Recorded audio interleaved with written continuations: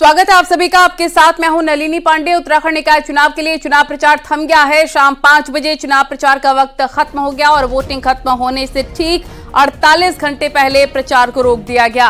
अब 23 जनवरी को राज्य में निकाय चुनाव के लिए वोटिंग होगी। सुबह 8 बजे से वोटिंग शुरू हो जाएगी और शाम 5 बजे तक वोटिंग चलेगी। इसके बाद 25 जनवरी को सुबह 8 बजे से काउंटिंग शुरू हो जाएगी। आप न्यूज़ 18 पर देख सकते हैं सबसे तेज और सबसे सटीक नतीजे।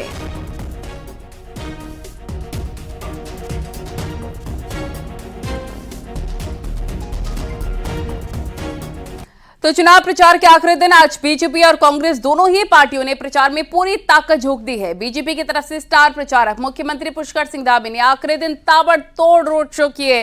सीएम धामी ने 7 घंटे में 3 जिलों के 4 शहरों में रोड शो किए। अन्य शहरों में रोड शो करने के बाद दोपहर बाद मुख्यमंत्री धामी ने देहरादून में रोड शो किया और इस दौरान बीजेपी प्रत्याशी के समर्थन में आयोजित इस रोड शो में बड़ी संख्या में बीजेपी कार्यकर्ता नजर आए। साथ ही भारी भीड़ भी दिखी। सीएम धामी के साथ उनके कैबिनेट के सहयोगी और देहरादून के विधायक भी रोड शो में शामिल हुए और सीएम धामी ने पूरे शहर में रोड शो कर बीजेपी के लिए वोट मांगे। बीजेपी ने आखिरी दिन 28 स्टार प्रचारकों को मैदान में उतारा और पूरे राज्य में 38 रोड शो किए।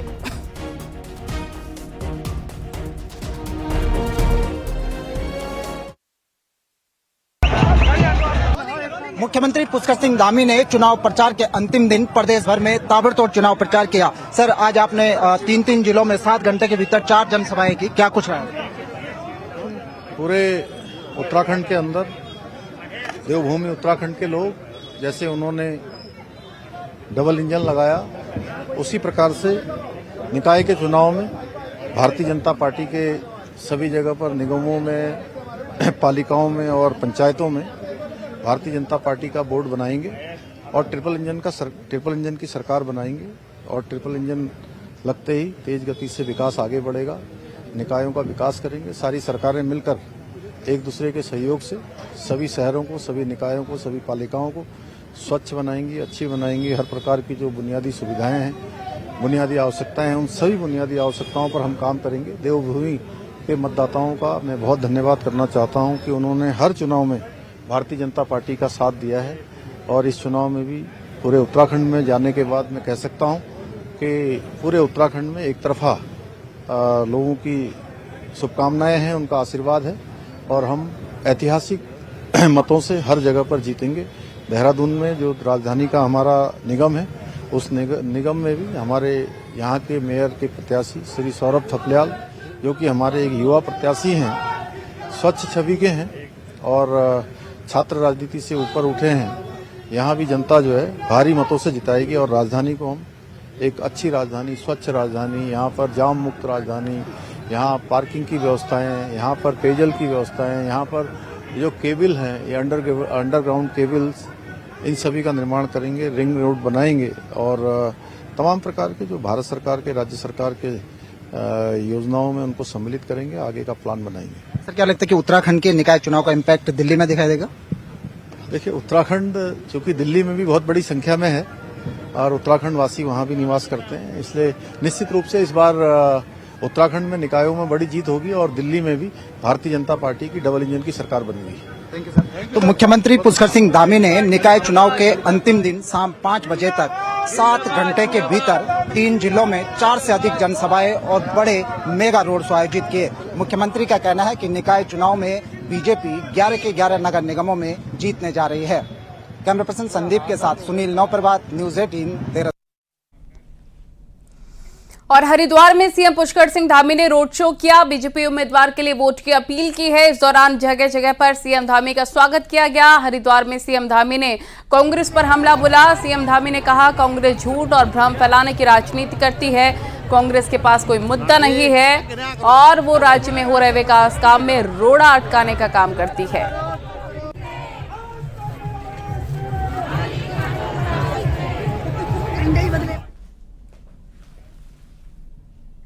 और हरिद्वार से पहले सीएम पुष्कर सिंह धामी ने रुड़की में रोड शो किया। इसमें भारी भीड़ उमड़ी और इस दौरान बीजेपी कार्यकर्ता और स्थानीय लोगों ने सीएम धामी का स्वागत किया। मुख्यमंत्री ने लोगों से बीजेपी उम्मीदवार के लिए वोट की अपील भी की। सीएम धामी के रोड शो में पूर्व सांसद रमेश पोखरियाल निशंक समेत कई बड़े नेता मौजूद रहे।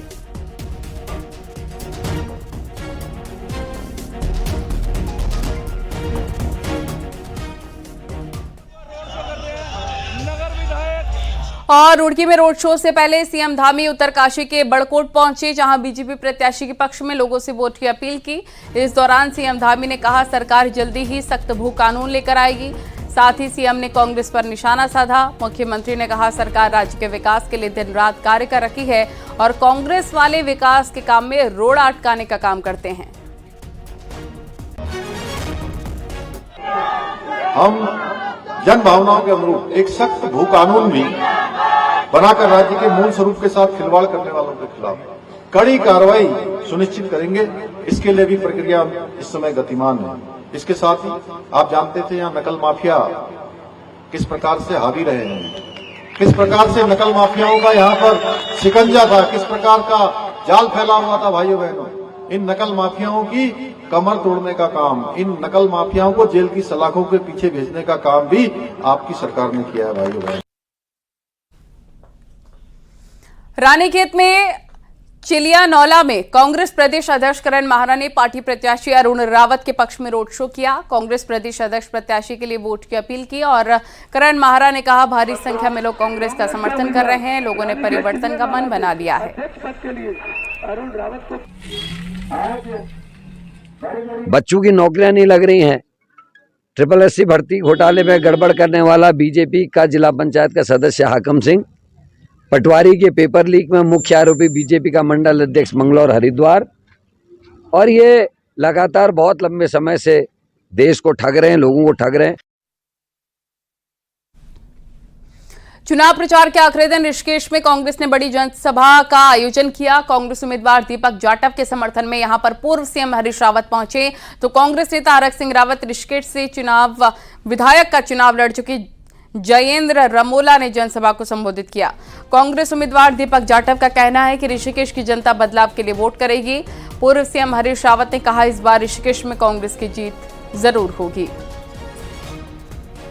बहुत शानदार वातावरण है और ये वातावरण एक बदलाव का संकेत करता है और जबरदस्त बदलाव का संकेत करता है।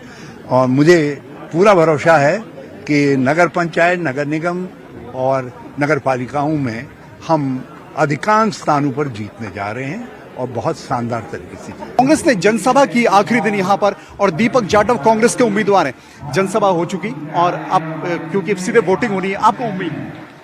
देखिए, यहाँ पर आज ये आप देख रहे हैं कि किस तरीके से जन सैलाब उमड़ा हुआ है और अब तो ये काउंटडाउन शुरू हो चुका है। केवल मुश्किल से अब तो 30 घंटे भी बाकी नहीं रह गए हैं। 23 तारीख को ये चुनाव होना है और जनता परिवर्तन का अपना मन बना चुकी है।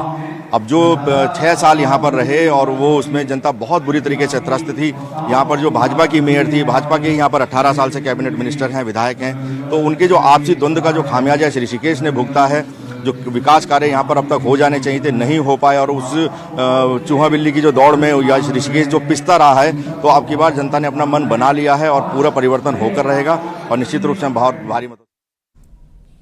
और ऋषिकेश में चुनाव प्रचार के आखिरी दिन शक्ति प्रदर्शन और रोड शो का दिन रहा। बीजेपी मेयर प्रत्याशी शंभू पासवान ने रोड शो निकालते हुए अपना शक्ति प्रदर्शन किया। इसमें कैबिनेट के मंत्री समेत बीजेपी पदाधिकारी मौजूद रहे।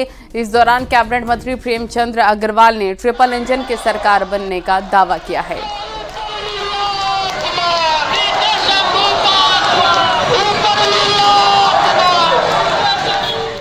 हरिद्वार के शिवालिक नगर में बीजेपी के प्रदेश अध्यक्ष महेंद्र भट्ट ने रोड शो किया। बीजेपी प्रत्याशी के लिए वोट मांगे। इस दौरान मंत्री सतपाल महाराज भी मौजूद रहे। पूरे शिवालिक नगर में ये रोड शो हुआ है और इस दौरान बीजेपी कार्यकर्ता भी बड़ी संख्या में पहुंचे। नारेबाजी और जोश के साथ ये रोड शो निकाला गया।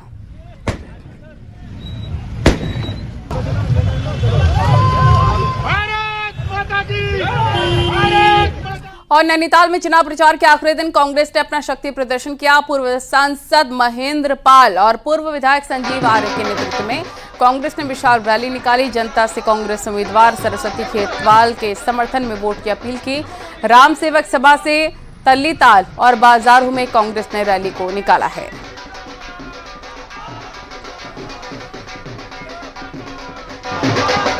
और रामनगर में गढ़वाल सांसद अनिल बलूनी ने बीजेपी उम्मीदवार के समर्थन में रोड शो किया। रोड शो में भारी भीड़ उमड़ी। साथ ही सांसद अनिल बलूनी ने कहा निकाय चुनाव में बीजेपी की बम्पर जीत होने वाली है। बलूनी ने यह भी कहा कि बीजेपी की लहर से कांग्रेस वाले भी हैरान और परेशान हैं। जिस तरह का उत्साह, जिस प्रकार का उमंग, जिस प्रकार का जोश भारतीय जनता पार्टी के कार्यकर्ताओं में दिख रहा है और जितना निरुत्साहित हमारे प्रतिस्पर्धी हैं, वो देख के बहुत स्पष्ट है कि पूरे प्रदेश में भारतीय जनता पार्टी सभी स्थानीय निकायों के चुनाव में, मेयर के चुनाव में, नगर पालिकाओं के चुनाव में, नगर पंचायतों के चुनाव में जबरदस्त मेजॉरिटी के साथ जीत।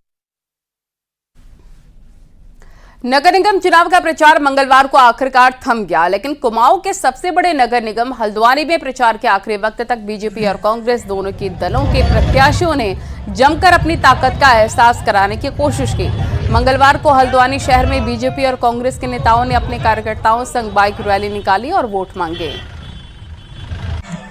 वो केवल एक बात कहना चाहता हूं कि हम सुंदर हल्द्वानी बनाना चाहते हैं, विकसित हल्द्वानी बनाना चाहते हैं, बेहतर से बेहतरीन हल्द्वानी बनाना चाहते हैं और हल्द्वानी सुरक्षित रहे, इसका भी हम बंदोबस्त करने वाले हैं। मैं हल्द्वानी की जनता को केवल इतना ही कहना चाहता हूँ। जनता का चुनाव है, ये उत्सव जनता का है, मेरी जान जनता में बसती है। आज जो सर्व समाज मिलकर के जो चुनाव लड़ा रहा है ना, ये हल्द्वानी का अद्वितीय चुनाव होने जा रहा है। पौड़ी नगर पालिका चुनाव प्रचार के आखिरी दिन बीजेपी कांग्रेस समेत निर्दलीय प्रत्याशियों ने चुनाव प्रचार में जमकर पसीना बहाया और जनता के समर्थन की अपील की है। पालिका अध्यक्ष पद पर बीजेपी प्रत्याशी सुषमा रावत के लिए पूर्व मुख्यमंत्री भुवन चंद्र खंडूरी के बेटे मनीष खंडूरी ने जनसभा और रोड शो के जरिए वोट मांगे, जबकि कांग्रेस प्रत्याशी यशोदा नेगी के लिए कांग्रेस के पूर्व प्रदेश अध्यक्ष गणेश गोदियाल ने जनसभा कर वोट की अपील की।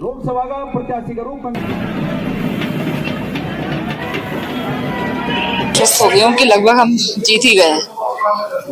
लड़ाई में केवल मार्जिन की है कि कितने मार्जिन से हम लोग जीते हैं। साथ बहुत मिल रहा है लोगों का। सबसे पहले हाउस टैक्स, ट्रेड टैक्स, ये चीजें तो हम अपने स्तर पर प्रायोरिटी बेसिस पे उस समय एक बहुत बड़ा मुद्दा है कि आम लोग जब तक इस पर चोट नहीं करेंगे तब तक राजनीतिक दल सुधरेंगे नहीं। मैं ये मानता हूं कि एक ही पार्टी के लोगों का सब जगह पर होना भ्रष्टाचार को गुणात्मक बढ़ावा देता है। आज निकाय चुनाव के आखिरी दिन देहरादून से कांग्रेस के मेयर उम्मीदवार वीरेंद्र पोखरियाल ने देहरादून के विकास का संकल्प पत्र लॉन्च किया। इस संकल्प पत्र में कांग्रेस ने दून वासियों से कई वादे किए। इसमें आंदोलनकारियों को हाउस टैक्स में छूट देने के साथ ही दून शहर में एंट्री पॉइंट पर सीसीटीवी लगाने के साथ पार्किंग में एक लिमिट पर छूट और जन सुविधाओं के विकास की बात कही। कांग्रेस मेयर उम्मीदवार वीरेंद्र पोखरियाल ने कहा कि जनता परिवर्तन का मन बना चुकी है और इस बार देहरादून में कांग्रेस का मेयर बनेगा।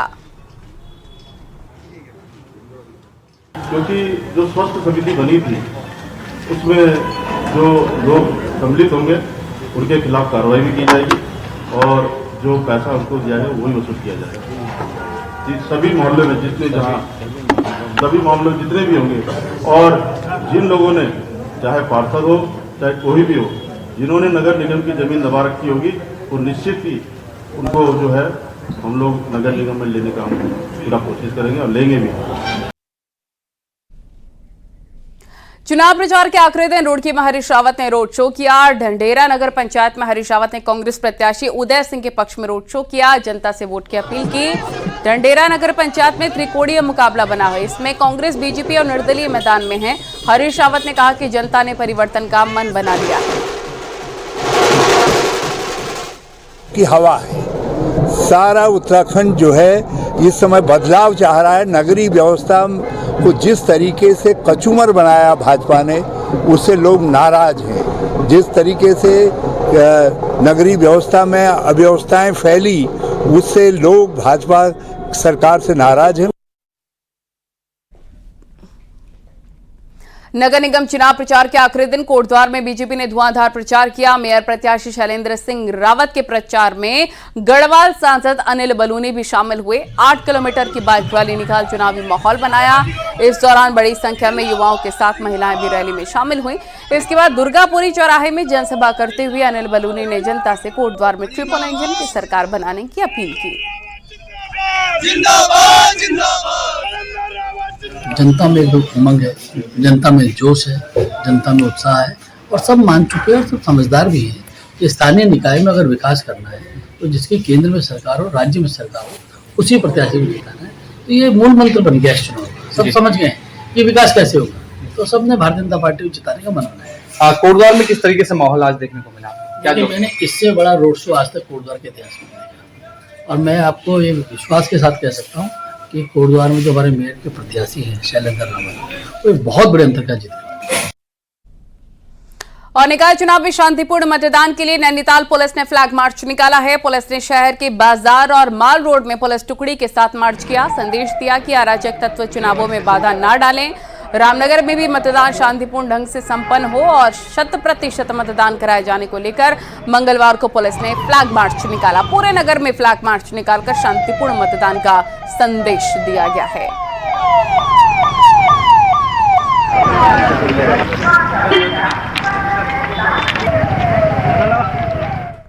तो सियासी पार्टियां लोकसभा या फिर विधानसभा जैसे चुनावों में ही घोषणा पत्र जारी करती हैं, लेकिन उत्तराखंड में पहली बार बीजेपी और कांग्रेस को निकाय चुनावों के लिए भी घोषणा पत्र जारी करना पड़ा। इसे वोटर्स के लिहाज से एक अच्छी पहल माना जा रहा है। 5 साल बाद आप कम से कम पार्टियों को उनके मुद्दों पर सवाल भी कर सकते हैं। देखिए रिपोर्ट।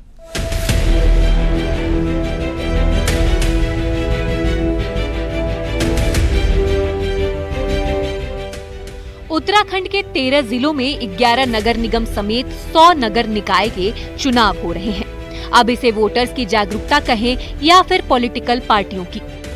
पहली बार बीजेपी और कांग्रेस दोनों ने नगर निगमों के लिए घोषणा पत्र जारी किया है। बीजेपी ने इसे संकल्प पत्र नाम दिया है तो कांग्रेस ने वचन पत्र। चुनाव प्रचार की वक्त पूरा हो चुका है। 23 जनवरी को मतदान होना है, लिहाजा मतदान से पहले आप एक बार फिर देखिए क्या है घोषणा पत्र की प्रमुख बातें। बीजेपी की बात करें तो बीजेपी के संकल्प पत्र में लोकल लेवल पर जरूरतों के हिसाब से घोषणाएं तो की गई हैं, लेकिन कुछ कॉमन वादे भी हैं जो सभी नगर निगमों में किए गए हैं। बीजेपी ने कहा है कि वो निगम द्वारा लगाए गए सभी करों और शुल्कों की समीक्षा करेगी और इसके लिए एक समिति गठित की जाएगी। निगम क्षेत्र में स्मार्ट पार्किंग, सीसीटीवी कैमरों की निगरानी बढ़ाई जाएगी। नगर निगम में शामिल नए क्षेत्रों को अतिरिक्त करों से छूट देने की घोषणा की गई है। और हमारे माननीय मुख्यमंत्री श्री पुष्कर सिंह धामी जी कहते ही हैं कि संकल्प से सिद्धि, तो जो हमने संकल्प लिए हैं उनको पूरा करने की जिम्मेदारी हम स्वयं ग्रहण करते हैं।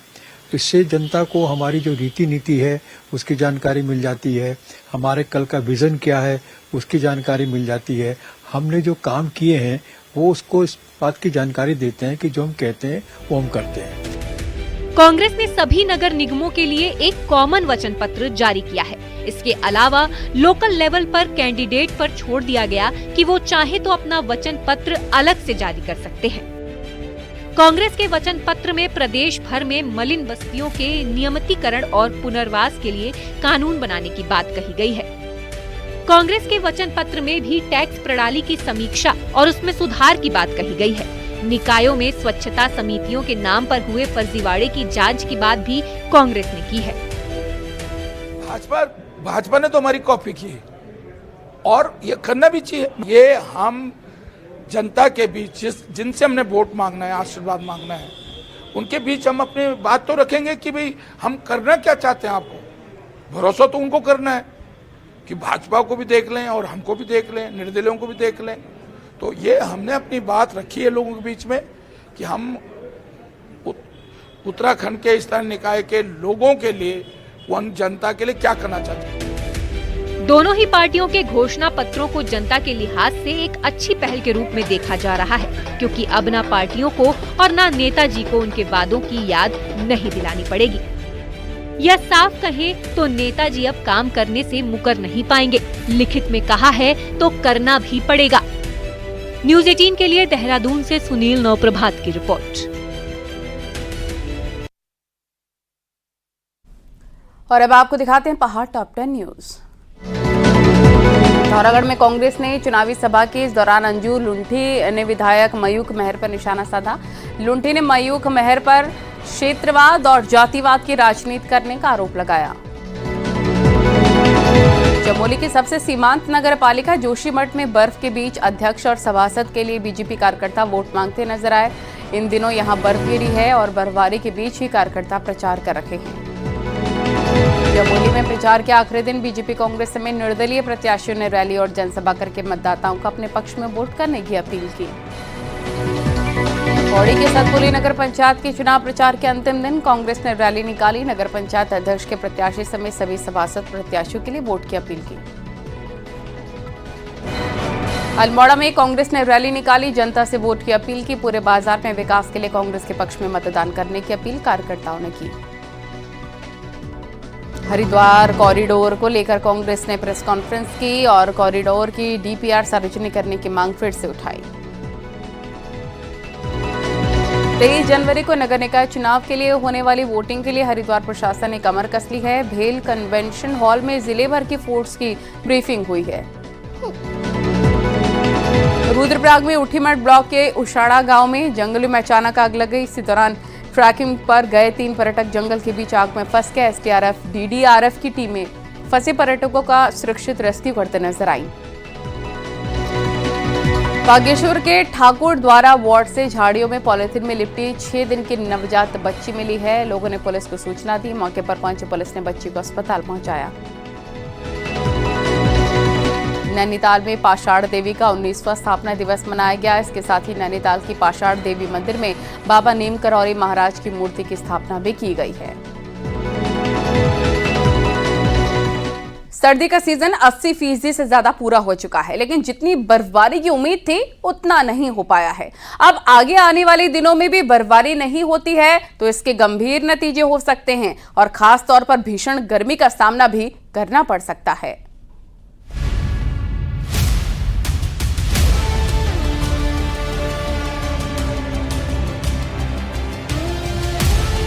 उत्तराखंड के सबसे ठंडे इलाकों में शामिल नैनीताल जिले के मुक्तेश्वर में मौसम विज्ञान केंद्र ने बर्फबारी मापने के लिए यंत्र लगाए हैं, लेकिन अब हालात ये कि बीते कुछ सालों से यहाँ बर्फबारी का सीजन लगभग खत्म हो चुका है। साल 2014 में जहाँ 57 इंच से ज्यादा बर्फबारी हुई तो अन्य सालों में ये बर्फबारी करीब 18 इंच तक मिली है, लेकिन पिछले 2 सालों में बर्फबारी सिर्फ 1 इंच तक ही सीमित रही है। साल 2023 तो बर्फबारी के बिना ही गुजर गया और 24 में 1 इंच तो साल 2025 में अब तक सिर्फ 6 सेंटीमीटर बर्फबारी मुक्तेश्वर में हुई है।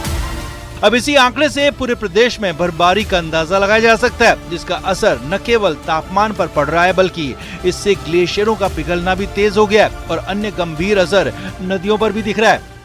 अभी तक हमारी पिछला जो सीजन गया पोस्ट मानसून का भी, जिसमें अक्टूबर से दिसंबर का पीरियड रहता है, तो उसमें भी करीब -36 आसपास हमारा डेफिशिएंसी है। वो भी ज़्यादा थी पहले तो, लेकिन जब दिसंबर लास्ट में एक स्पेल अच्छी मिली थी तो उससे वो कम हो गई थी डेफिशिएंसी, लेकिन फिर भी -36% वो है। अब जो जनवरी से शुरू हुआ है तो इसमें भी हमारा काफ़ी डेफिशिएंसी चल रही है, तो -80 के आसपास और इस तरह से चल रहा है। कम बर्फबारी होने के कारण पर्यटन और बागवानी क्षेत्रों में भारी नुकसान हुआ है। बर्फबारी से जहां फसलों की गुणवत्ता में सुधार होता था, वहीं अब इसकी हालत भी बिगड़ती जा रही है, जिससे किसानों और टूरिज्म सेक्टर को बड़ा नुकसान हुआ है। वहीं बर्फबारी कम होने से तापमान भी बढ़ रहा है और गर्मियों के दिन बढ़ते जा रहे हैं। तापमान अभी तक जो अगर जनवरी की बात करें तो ज़्यादातर समय हमारा जो है सामान्य से ऊपर रह रहे हैं, चाहे वो अधिकतम तापमान है या न्यूनतम तापमान है, तो बिल्कुल इसका असर कहीं ना कहीं बिल्कुल पड़ता है, चाहे फसल है, कृषि है, बागवानी है, और इसी के साथ साथ जो रेट ऑफ मेल्टिंग रहेगा स्नो वगैरह का भी, तो उसमें भी वो फर्क पड़ता है। अगर टेम्परेचर हायर में रहेंगे तो उसका मेल्टिंग जो है फास्ट रहेगा। उत्तराखंड अपने पहाड़ों के लिए मशहूर है। सर्दियों में बर्फबारी का मजा लेने के लिए देश विदेश से सैलानी यहाँ आते हैं। ऐसे में बर्फबारी से न सिर्फ पर्यटन क्षेत्र को फायदा होता है बल्कि कृषि और बागवानी पर भी इसका गहरा असर पड़ता है, लेकिन अब बर्फबारी कम होने से चौतरफा इसकी मार पड़ रही है। न्यूज़ 18 के लिए देहरादून से सत्येंद्र बर्तवाल की रिपोर्ट।